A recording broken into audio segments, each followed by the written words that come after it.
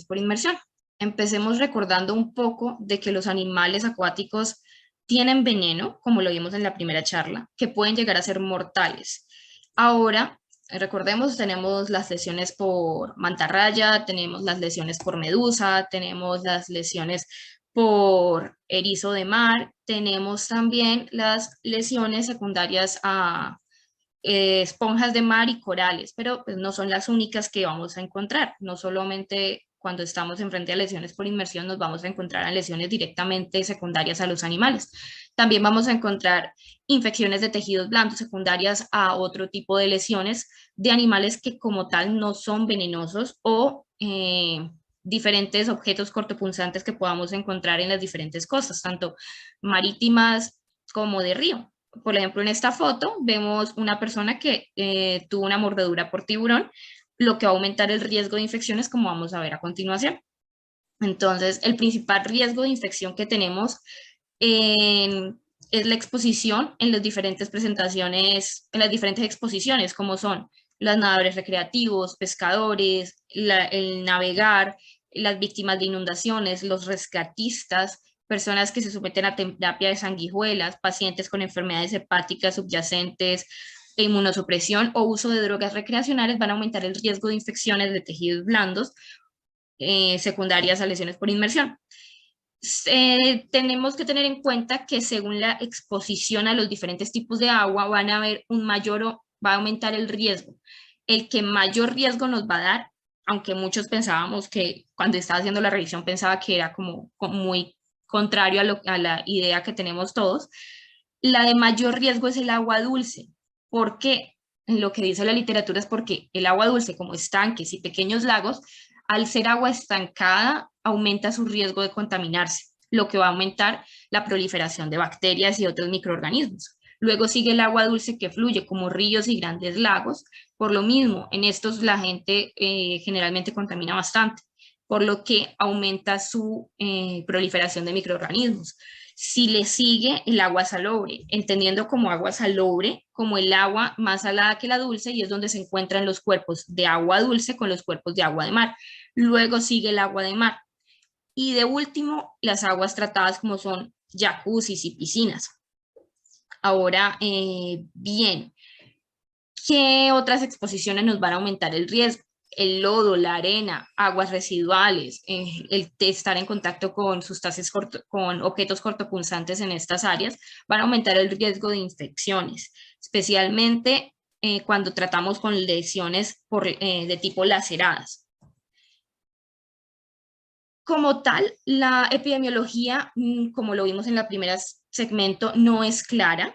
Sin embargo, se estima que las lesiones por mordeduras y las lesiones con traumas cortopunzantes son las que más vamos a encontrar. Generalmente, por mordedura podemos encontrar desde lesiones leves hasta amputaciones de extremidades.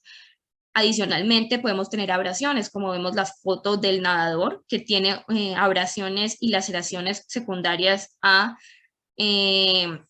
raspadura por coral, y en la foto superior vemos las marcas de los dientes de tiburón en otra mordida de tiburón. ¿Qué vamos a ver? Vamos a encontrar abrasiones, laceraciones, lesiones punzantes, vamos a ver heridas cortantes que pueden ser autoinfligidas o accidentales. La mayoría de estos son accidentes que pues, presentan los pescadores o cuando están cortando manglar o recolectando conchas de caracol o cuando están haciendo manipulación de corales o manipulación de esponjas marítimas. Vamos a ver que aumentan el riesgo de este tipo de lesiones. Ahora, las infecciones de tejidos blandos, después de la exposición al agua, pueden ser superficiales, como son la celulitis, con o sin absceso, o profundas, que ya pueden ser abscesos, artritis sépticas, osteomielitis, tenosinovitis o infecciones necrosantes de los tejidos blandos. Por lo que todos estos pacientes pueden presentar fiebre, sensibilidad, eritema, hinchazón, calor, drenaje de pus, linfangitis, pueden presentar aumento de tamaño de los ganglios linfáticos, pueden llegar a presentar abscesos, algunos pueden llegar a presentar dificultad para la movilidad articular, pueden incluso tener síndrome compartimental, algunos pueden llegar incluso en choques sépticos secundarios a las lesiones. Esta, aunque no es la completa microbiología que vamos a encontrar en las lesiones por inmersión, son las lesiones que más se han reportado, son los microorganismos que más se han reportado en la literatura. El primero es Aeromonas especie, vamos a tener también Burkholderia pseudomallei, vamos a tener Cronimobacterium violaceum, Tarda Erysipelotrix rusiopatiae, Mycobacterium fortitum, Mycobacterium marinus, Plesiomonas, Pseudomonas aeruginosa, Shewannella es especie, Streptococcus sinae y Vibrio vulnificus. Como lo dije, estos no son o sea, no son todos, porque como tal, las aguas, tanto marítimas como de río, van a tener muchísimas otras microorganismos. Estos son los que más se han reportado en la literatura. Entonces los vamos a dividir por los grupos. Vamos a empezar con los gram negativos. Aeromonas hidrófila es un cocobacilo gram negativo, mótil anaerobio facultativo. ¿Dónde lo vamos a encontrar predominante? En agua dulce y en agua salobre. Su incidencia de infección aumenta en los meses cálidos y puede aparecer después de mordeduras de cocodrilos o caimanes o estas especies tipo babilla, peces. Se asocia mucho con terapia de sanguijuela y con serpientes marítimas. También se asocia mucho a infecciones secundarias a casi ahogamiento, que no es el objetivo de estas charlas, también se consideran lesiones por inmersión. Tiene un periodo de incubación de 24 a 48 horas posterior a la exposición al cuerpo de agua, con sus manifestaciones clínicas iniciales siendo celulitis, piodermia, furúnculos, infecciones de tejidos de tipo necrotizante. Y algo para tener en cuenta cuando tenemos sospecha de que estamos tratando con una aeromona hidrófila, su resistencia natural, según la literatura, es ampicilina, amoxicilina, clavulonato, cefalosporinas de primera generación.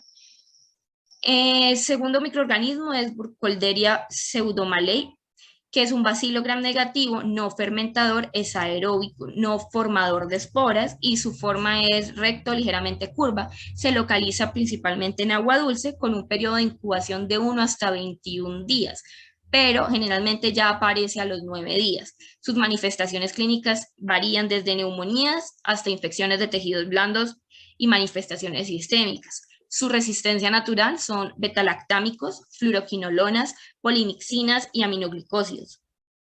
El Chromobacterium violaceum es un cocobacilo gram negativo móvil que presenta un flagelo monopolar, es un anaerobio facultativo con un rango de crecimiento entre 15 a 40 grados centígrados y es un oxidasa catalasa positivo. Lo podemos encontrar en agua salobre o estancada o suelos tropicales húmedos. Generalmente las infecciones del Chromobacterium son del Pacífico occidental. Se asocia generalmente a heridas menores o a lesiones secundarias como mordeduras de peces o picaduras de algunos peces en específico. Cuando se generan infecciones es porque el paciente está con algún grado de inmunosupresión, especialmente en enfermedades granulomatosas crónicas, y su periodo de incubación son de 24 a 48 horas, con manifestaciones clínicas que incluyen celulitis, pústulas, úlceras con bases necróticas negras, con secreción de pus. Es un pus diferente porque es un pus como azulado, y su resistencia natural son cefalosporinas de tercera generación. L-tarda es un bacilo gram negativo, anaerobio facultativo, inmóvil con una flagelación periférica y es un oxidasa negativo. Generalmente lo encontramos en agua dulce y salobre. Provoca una enfermedad que se llama la enfermedad del bagre, secundaria a las lesiones producidas por la columna del bagre. Cuando nosotros lo vimos en la primera segmento, el bagre también tiene un veneno en sí mismo. Adicionalmente, se asocia mucho con infecciones asociadas con etarra. Y estos pacientes generalmente hay que estudiarlos para inmunosupresión, especialmente para enfermedades hepáticas, que como lo vimos también, aumentan el riesgo de infecciones severas por este tipo de bacterias. Su periodo de incubación es de 24 a 48 horas y sus manifestaciones clínicas son pioderma, infecciones necrotizantes, mionecrosis, con una resistencia natural a penicilinas, clindamicina, colistinas, eritromicina, rifampicina y ácido fusídico. Vibrio vulnificus es un bacilo gram negativo curvo con un flagelo monopolar único. No forman esporas, es un oxidasa positivo, es un anaerobio facultativo que se encuentra generalmente en agua salada, especialmente en el Golfo de México o en el Mar Caribe, asociado a heridas punzantes de agua salada e ingestión de ostras crudas o poco cocidas, especialmente en pacientes con cirrosis hepática o pacientes pediátricos que tengan alguna enfermedad crónica que les lleva a una alteración en su sistema inmunológico.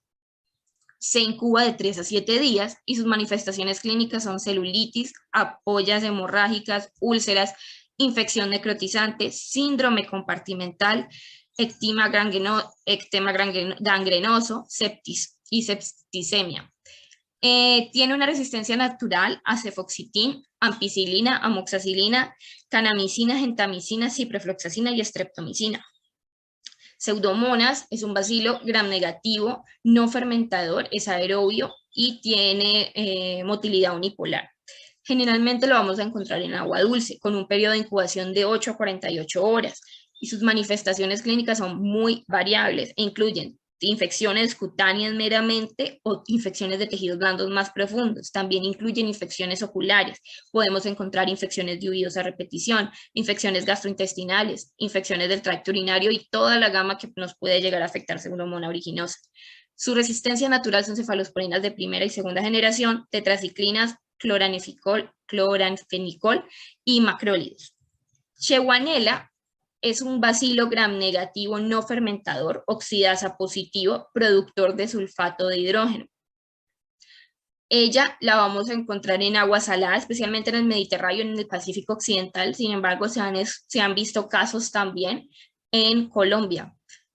Generalmente se asocia con contaminación de mariscos, especialmente almejas, también con casi ahogamiento, ingestión de otro tipo de mariscos crudos o en exposición a heridas de agua salada, pero en pacientes inmunocomprometidos. Su periodo de incubación es de 4 a 24 semanas, por lo cual podemos encontrarla mucho tiempo después del periodo de la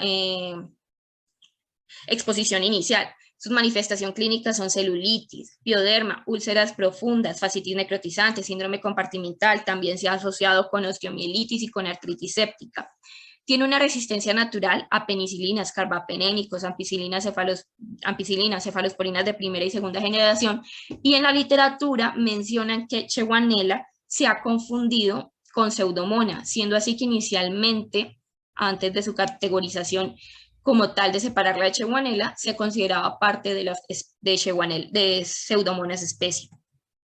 Mycobacterium fortuitum es una Mycobacterium ácido alcohol resistente de crecimiento rápido que crece en agua dulce y salada asociado a pedicura e ictioterapia.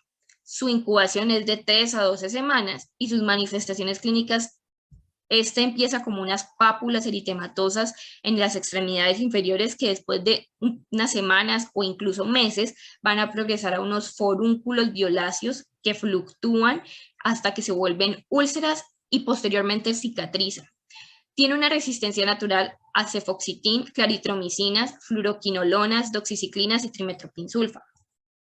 Mycobacterium marinum es una micobacteria no tuberculosa, ácido alcohol resistente y fermentadora, que se localiza principalmente en agua salada. Se asocia con laceraciones sufridas por limpiar la sal, especialmente en acuarios que son de agua salada. Se asocian mucho con una enfermedad que da la de los acuarios, pues que da en acuarios, que se llama granuloma de la pecera.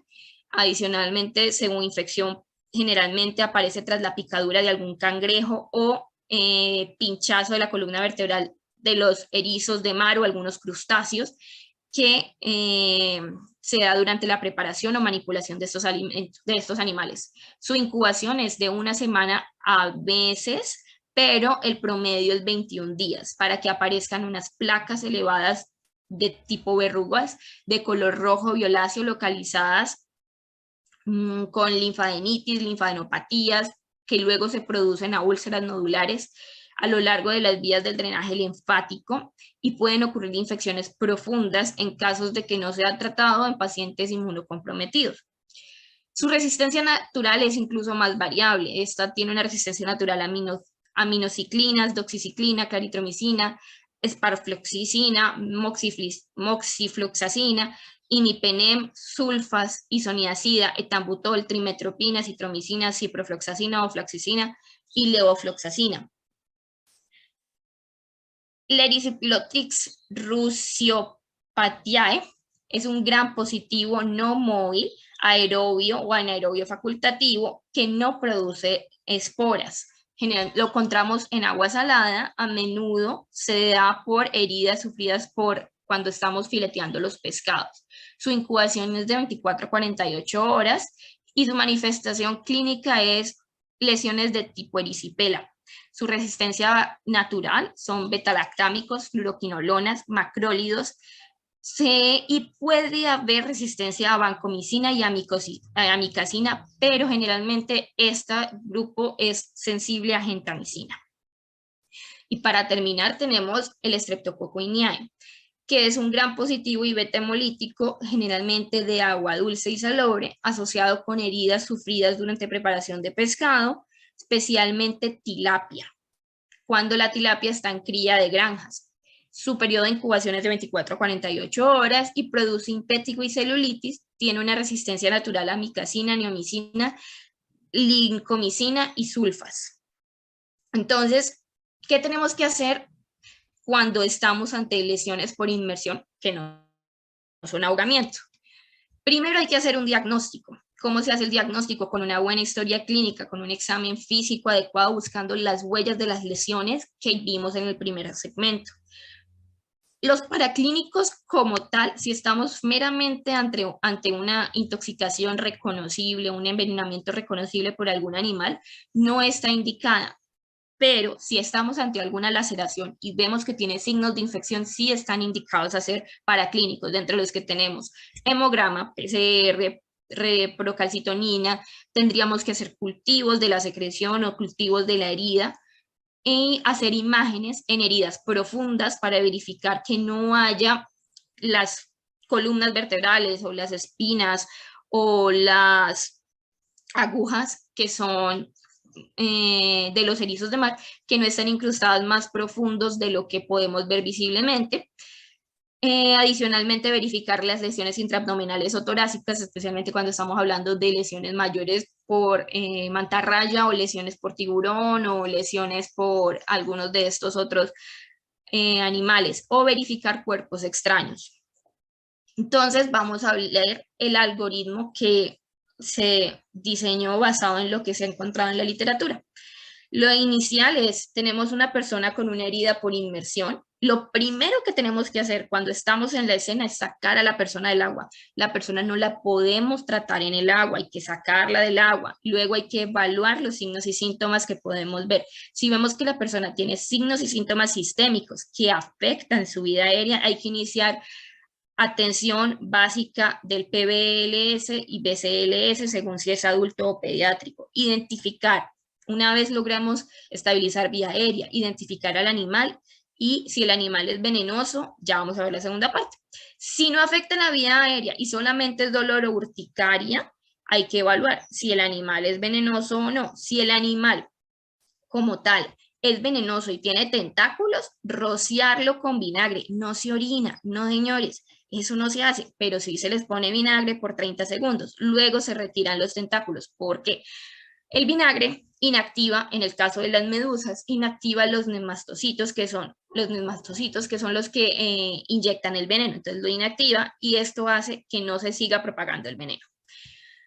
Si son espinas o dientes, retirar si son visibles. No raspar, no coger como hacen en algunos lugares con las tarjetas de crédito y empezar a raspar. No, eso lo que puede hacer es que se incrusten más y aumentar la lesión.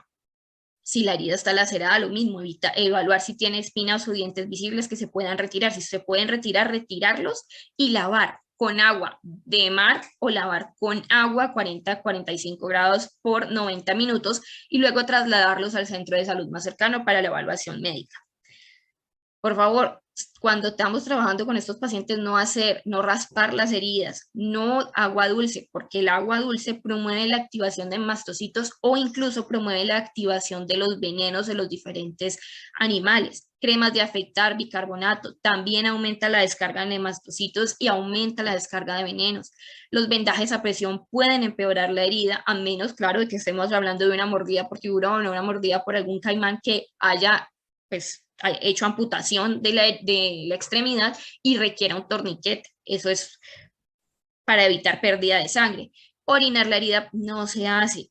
Ablandador de carne con papaína, ni bicarbonato de sodio, ni otro tipo de remedios. No, no se hace. O sea, lo que podemos hacer es vinagre o agua de mar, nada más. O agua caliente. Cuando hablamos de picaduras graves, hacer el ABC, el BLS y el PALS, y evaluar vía aérea, hacer RCP si es necesario, retirar los tentáculos, manejo del dolor, compresas frías o con hielo también ayudan a manejar muy bien el dolor. Inmovilizar el área afectada podría servir, sin embargo hay mucha literatura que no la recomienda. Entonces ahí hay como una discusión entre si debemos o no inmovilizar el área. Remitir a urgencias si es necesario. Lo ideal sería que la mayoría de estos pacientes, a menos de que sean heridas menores que no requieran atención médica, sean remitidos a un centro de salud para su evaluación adecuada. Si son picaduras menores, evitar frotar el área, evitar raspar el área, retirar los tentáculos e enjuagar con agua de mar si no se cuenta con vinagre. Si el dolor es significativo, hacer inmersión en agua caliente de la extremidad por de 20 minutos a 90 minutos es lo que recomienda la literatura, y si hay picadura de ojos, se tiene que hacer remisión urgente a un centro de salud. ¿Qué tenemos que hacer nosotros como médicos cuando nos llega este paciente en la sala de urgencias? Lo primero que tenemos que hacer es revisar lo mismo, si tiene síntomas sistémicos que afectan la vida, como es la cardiotoxicidad o el paciente nos llega choqueado por pérdida de sangre, pues empezar reanimación avanzada y aplicar, si es también por una anafilaxia, aplicar epinefrina intramuscular o intravenosa y continuar con manejo de reanimación avanzada. Si son solamente síntomas locales y tiene dolor y es un dolor grave, se pueden dar opioides. Si es un dolor leve a moderado, se pueden hacer medios físicos como frío o calor. Se puede hacer darles paracetamol, ibuprofeno o lidocaína tópica. Si tiene urticaria sin anafilaxia y solo es las ronchas en la piel, se maneja con antihistamínicos. Pero si tenemos heridas, lo mismo, hay que evaluar el tipo de la herida. Y siempre preguntar si el animal es venenoso o no. Si el animal es venenoso, lo mismo que hicimos en la escena, retirar los tentáculos, eso sí, después de haber lavado con solución salina a 40-45 grados centígrados. Pues en el medio hospitalario, pues no deberíamos de usar vinagre, pero si no tenemos más, volvemos a usar vinagre. Y aplicar el antídoto, que ahorita vamos a ver cuáles son las especies que sí tenemos antídotos. Eso sí, tener en cuenta solo si se cuenta con el antídoto. Si son las heridas laceradas con sangrado profuso, se debe lavar con abundante solución salina, y la solución salina tiene que estar a 40-45 grados por más de 90 minutos, y dar profilaxis antitetánica y antibiótico-terapia empírica, que vamos a ver a continuación. En picaduras de córnea, irrigar con abundante agua con solución salina y agua de mar si estamos en un medio donde no contamos con solución salina, pero lo ideal sería una solución salina estéril. Evaluación urgente por oftalmología y iniciar terapia con esteroides tópicos, antibióticos tópicos, antihistamínicos y ciclopégicos. ¿Qué más podemos tener cuando hablamos de cardiotoxicidad en estos pacientes? Podemos tener que estos pacientes presenten una hipertensión grave por la liberación de catecolaminas, por lo que necesitamos dar una dosis de benzodiazepinas. Si la hipertensión persiste a pesar de la benzodiazepina, deberíamos de empezar con nitroglicerina, nitroprusiato o fentolamina. No hay ensayos en sulfato de magnesio, por lo cual pues ya es consideración de del médico que esté tratando al paciente si lo utiliza o no. Antídotos. Lastimosamente, en lo que revisé de toda la literatura, solo contamos con 2 antídotos, que son para las medusas, que se basa en un antídoto de suero de oveja específico y se debería de aplicar en la primera hora de picadura. Lo ideal sería aplicarlo en los primeros 5 minutos, ya que la mayoría de muertes secundarias a picadura de medusa se dan en los primeros 5 a 20 minutos.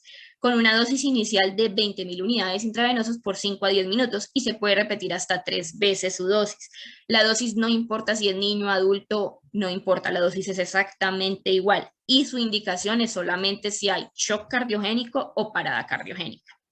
Y el segundo antídoto con el que se cuenta es el pez piedra, que es un antídoto consistente en el fragmento F purificado de anticuerpos IgG equinos. Se debe aplicar en la primera hora y solamente está indicado en efectos sistémicos, personas con un dolor intenso que no mejoran a pesar de haberles dado analgesia y haber hecho inmersión de la extremidad en agua caliente. Lastimosamente, como mencioné, no se cuenta con otro tipo de antídotos para otras especies acuáticas, aunque sabemos que estas otras especies acuáticas también pueden generar mortalidad con sus venenos. Siempre se debe revisar el estado de inmunización contra el tétano de los pacientes. Si es necesario, evaluar la necesidad de inmunoglobulina antitetánica, pero siempre debemos evaluar la DPT en los pacientes. Entonces, paciente que nos llega hay que preguntar, y si el paciente no sabe, toca pedir el carnet de vacunas. El problema es que muchos de estos pacientes, cuando llegan y son adultos, por la mayoría de los casos, pues no saben si han recibido dosis de estas vacunas. Manejo quirúrgico. ¿Se debería de hacer cierre quirúrgico de heridas?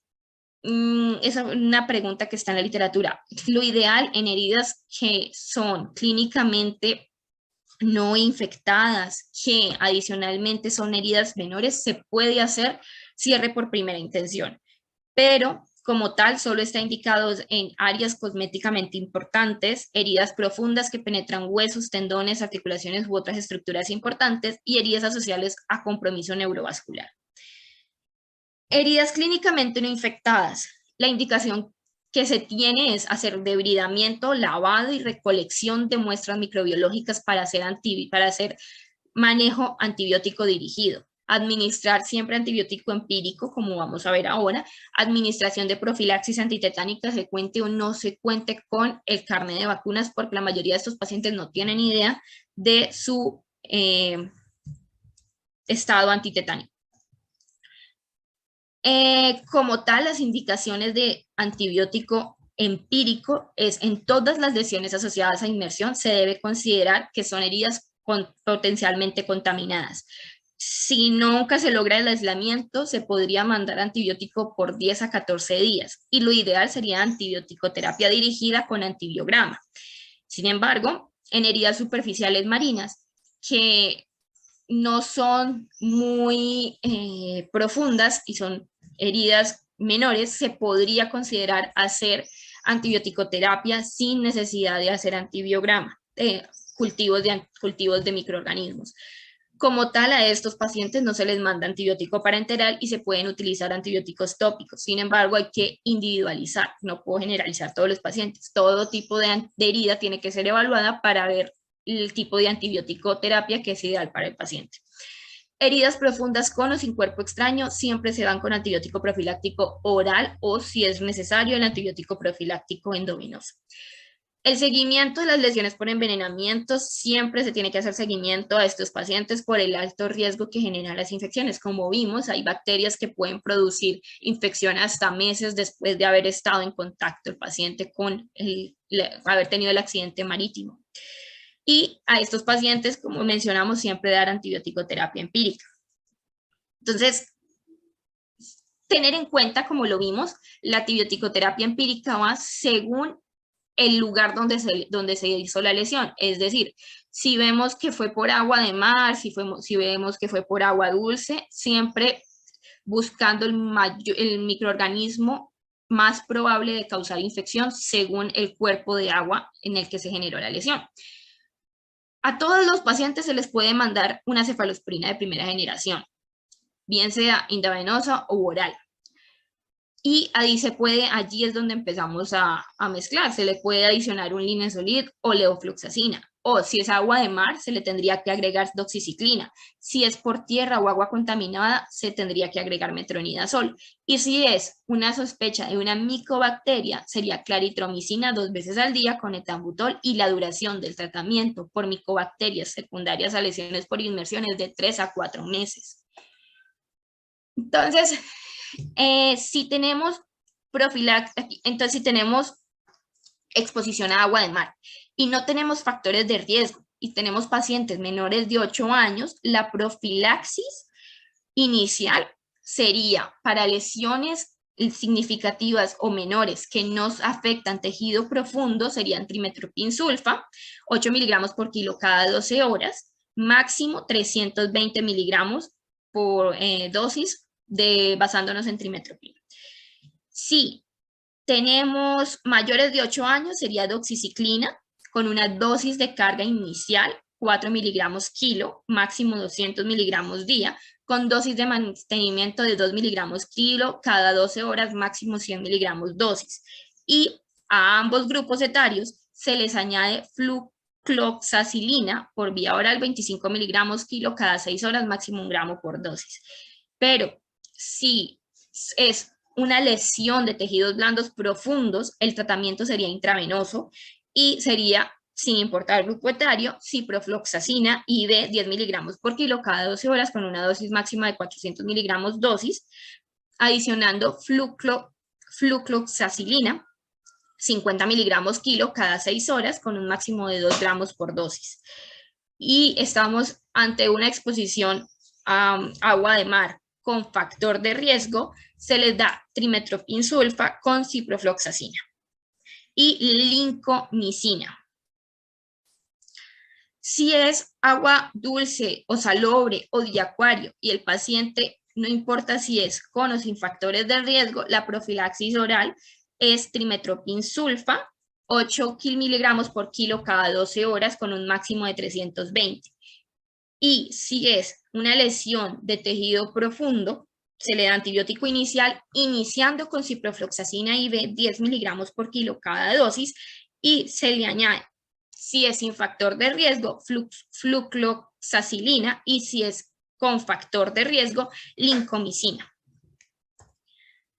Si estamos ante aguas residuales o agua contaminada, se debe dar metronidazol con cefepime. Si es por mordeduras de tiburón o cocodrilo, también es metronidazol por cefepime, ya que estas se consideran heridas no potencialmente contaminadas, sino heridas contaminadas, casi como por aguas residuales o aguas contaminadas. Entonces, concluyamos con estos cuadritos. Vamos a ver si tenemos manifestaciones clínicas secundarias, heridas punzantes por bagres, por erizos, por peces escorpiones, por rayas, por mantis, y al examen físico vemos si es por bagre o mantarrayas, vamos a ver el aguijón, el dolor es intenso. Si es un erizo de mar, vamos a ver las espinas del erizo y el dolor es moderado. Si es por un pez escorpión, vamos a ver las espinas muy poco probable, pero se pueden encontrar y el dolor también es intenso. ¿Qué vamos a hacer? Primeros auxilios. Hacer inmersión de la extremidad en agua caliente de 30 a 90 minutos. Lo ideal sería entre 40 a 45 o hasta 50 grados, pero si no lo aguanta hasta que la persona aguante la temperatura. Hacer la extracción de las espículas o los fragmentos sin raspar. Y si hay persistencia de los síntomas, hacer exámenes imagenológicos para determinar la profundidad de dónde están las espinas o el aguijón. Y siempre dar profilaxis de tétano. Tener en cuenta que si tiene una herida lacerada, es necesario siempre antitetánica y antibiótico. En este caso se daría cefalexina o amoxicilina clavulonato. Y hacer RCP y manejo de choque si tiene este tipo de heridas. Ahora, cuando vemos erupciones de la piel, tenemos que buscar la causa, que puede ser medusas, barcos de guerra portugueses, corales o anémonas, que van a generar placas urticariformes, edema, eritema, vesículas y necrosis. Generalmente se asocian con un dolor intenso. Si vemos que es un eczema, tenemos que pensar en esponjas de mar y de esponjas de agua dulce, gusanos marinos o pepinos de mar. Y estos también generan dolor, pero es un dolor más moderado. Siempre lavar la herida con agua de mar o agua fría, pero nunca agua dulce. Y aplicar vinagre, especialmente para las heridas por medusas. Y dar analgésico. A estos pacientes se les puede dar dipirona. Entonces,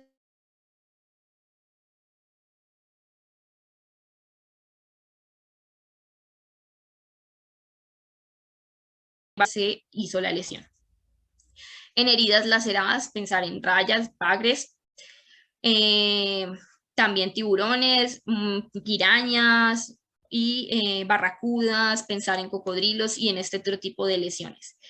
¿Qué tenemos que hacer? El dolor de estos pacientes es intenso, entonces, ¿qué debemos hacer? Lavado intensivo con solución salina, retirar los fragmentos de dientes, huesos y demás, hacer torniquete en caso de amputación y en este tipo de lesiones se debería de dar antibiótico terapia. Pues ideal sería metronidazol cefepime, pero como no tendría, muchos de estos pacientes inicialmente se les daría cefalexina y amoxiclavulonato. En conclusión, siempre advertir a los bañistas de los riesgos que se exponen, que tengan cuidado, que disfruten el mar, pero que tengan cuidado. Tratar de no hacer actividades que incrementen el riesgo de infección. Y si estamos en época, por ejemplo, de medusas o de alguna de estas especies específicas que pueden producir lesiones graves, tratar de que no ingresen al agua en esas épocas y evaluar e individualizar al paciente para hacer una terapia antibiótica y manejo quirúrgico dirigido a la lesión del paciente. Esta es una bibliografía adicional que podrían leer para complementar lo que se vio y eso era todo lo que les tenía el día de hoy.